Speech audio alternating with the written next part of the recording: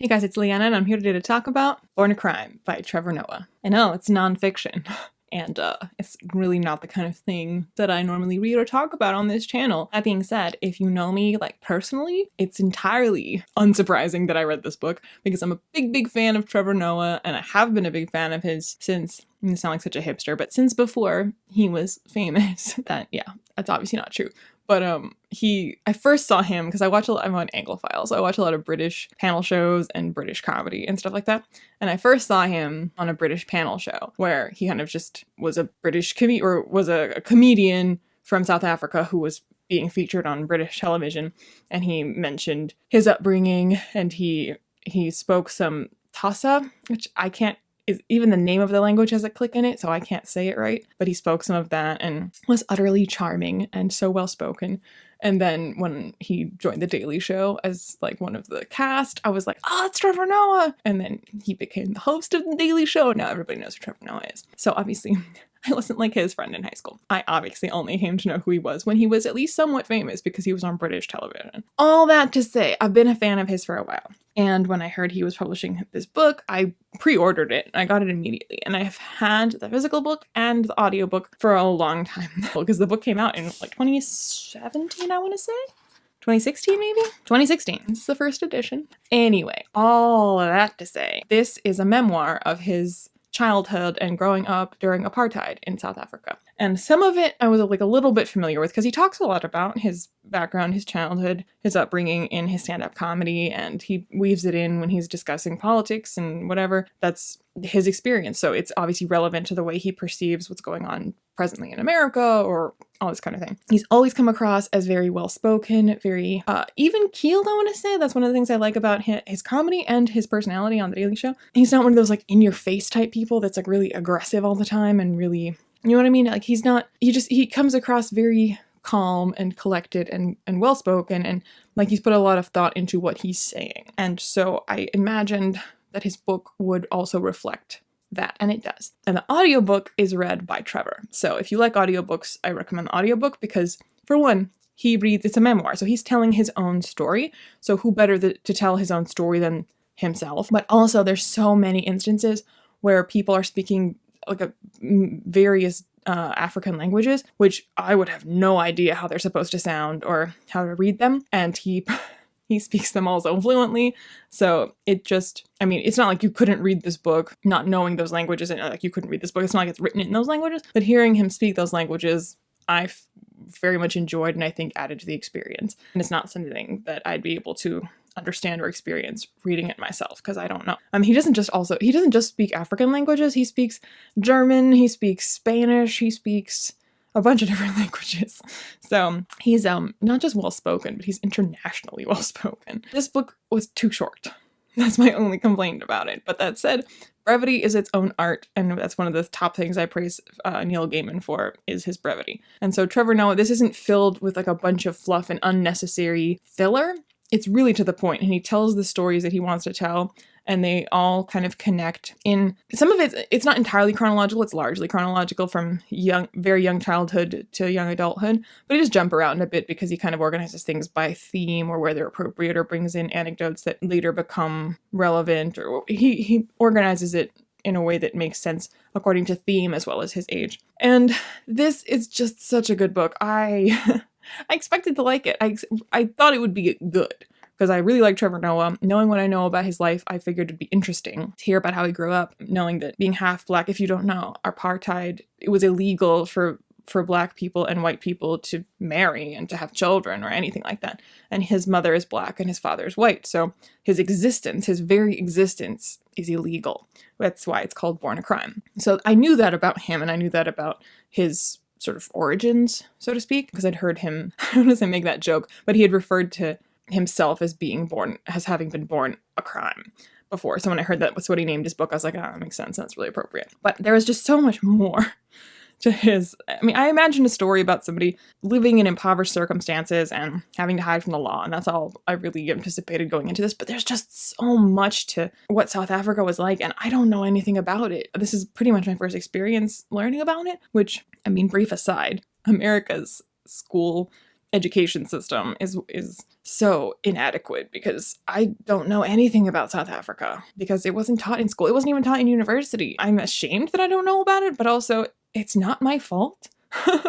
And I think more people should know about it, be taught about it. And the things that I was taught in school, that's a whole other conversation for another day. Basically, there's just so much to his experience that is just so informative and educational, because I know nothing about South Africa. I know apartheid was a thing that existed, but that's it.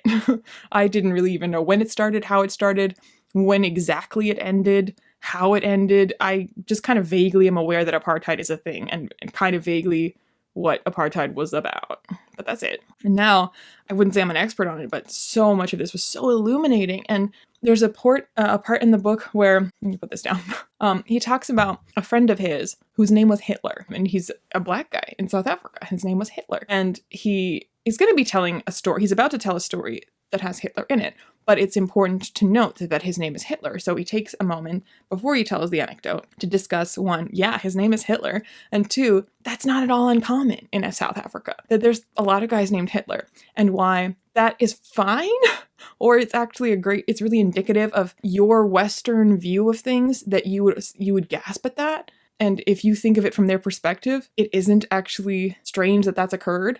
And they are not Nazis. Then they can't be white supremacists, they're black. So he talks about how the way that people would be naming their children, how they would choose their names, and how the government's role in how people would choose their names, and how they would often revere and want to choose from names that were strong men from history. And as far as they're concerned, as far as their awareness, Hitler is just another strong man from history. I don't know. I mean, they kind of know, but not really. They're not taught about the Holocaust in schools, just like we're not really taught about apartheid in schools. So like they might kind of vaguely know that Hitler did some bad stuff, but Hitler was a big, powerful dude that scared the shit out of people. And so like that's a strong name. And so it's a good, strong name to give your kid. And that's really all there's to it. They're not pro-Hitler. They're not pro-Nazi. They're just choosing a name the way that you might choose, a name like Thor. It's just a strong name. So his name is Hitler. And a lot of people's name is Hitler. But then this did come up, and I mean, this became relevant because they don't think of the name as being anything out of the ordinary, unusual. And he and Hitler were DJing at a bar mitzvah. And you can see where this ended up going. Stuff like that, just the fact that, yeah, I, of course, hear someone's name is Hitler, and I'm just like, oh my God, that's awful. But that's because I'm taught in school about extremely Western events, extremely Western atrocities. And of course the Holocaust is awful. But again, Trevor Noah makes the point of, okay, but think about how many Black people were killed in Africa when Europeans came and went all the times that they came and went. And is the Holocaust worse than that? I mean, it's debatable, but we don't talk about those atrocities the way that we talk about the Holocaust. Like it's the end-all and be-all of historical atrocities. Of course the Holocaust is an atrocity, but there are other atrocities out there. And the Holocaust isn't regarded, or it hasn't affected people in other parts of the world in their education, in their memory, in their personal experience. So why should they think the Holocaust is worse than the atrocities that they experienced, And it just, that perspective shift, yeah. And I always bring up the fact that I studied anthropology, but it did remind me of studying anthropology, because part of anthropology is taking the familiar and making it other, and taking the other and making it familiar. So taking myself out of my own experience and trying to see the world through the eyes of somebody who was educated differently, experienced life differently, experienced a different part of the world, where the things that I just take for granted as being relevant, as being important, as being facts that you just know, the way you know that gravity works, and turning them on their head, where you're like, yeah, why would they know? Why would they care? It's really arrogant to think that people in Africa would think that Hitler is the worst thing that happened to the world. Why should they? So anyway, this book isn't just about a guy named Hitler. There's a lot of, the stories he tells about his childhood, they'll have you laughing, they will have you crying, they will have you shocked and amazed, it'll warm your heart. I came away from this, I knew his mother was, quite a bold woman and quite a strong woman. She raised a a half-white kid during apartheid. Like, just knowing that about a person is enough to tell you that that person's probably pretty incredible. But the stories that Trevor tells about his mother, she's an amazing woman. He really owes a lot of who he is and his success in life to her. And I don't think, I mean, he'd be the first to say that that's true. So it was incredible. I legitimately, I was laughing and I was crying, and it's an emotional roller coaster that's well worth it. Trevor reads it so well because it feels like he's just like having a conversation with you. He's just chatting with you about his life. And it's kind of amazing that how far he's come, how high he's risen, but also that he's never really forgotten his roots. And he doesn't tell a story where he's going, you should pity me and you should be impressed and you should be amazed at how I have pulled myself up out of this misery. He doesn't tell it like that. He tells it like all these experiences shaped him. And I don't think, well, I wouldn't say he wouldn't change any of it because a lot of it is very tragic. And I'm sure he would have preferred not to grow up that way. But it's not a pity party, I guess is what I'm saying. He experienced things that rival pretty much any sob story anybody could ever offer you. His childhood is not an easy one. But the book isn't trying to like make you feel guilty or make you, again, pity him or anything like that. It doesn't feel like that at all. It feels very honest and very raw and very... it's just really good. He tells it well. He tells it briefly. He tells it anecdotally. He tells it in a way that has you laughing and crying, and it's just so good. It's so freaking good. I was so sad that it was over so quickly because it was so amazing. All right. I guess that's all I have to say about it. If you have any interest at all in reading a book about an incredible person who's lived an incredible life, then read Born a Crime. And again, I'm sure reading it as a physical book would be fine. I'm sure it would be enjoyable and great, but it's just so much, I think it just adds so much to it that he's reading it because they're his memories. Because even if you got a narrator that could speak all those African languages and could read it just as accurately as he does, they're his memories. So it just adds something so much more personal to it when you know that the person who's reading it to you right now, he lived it.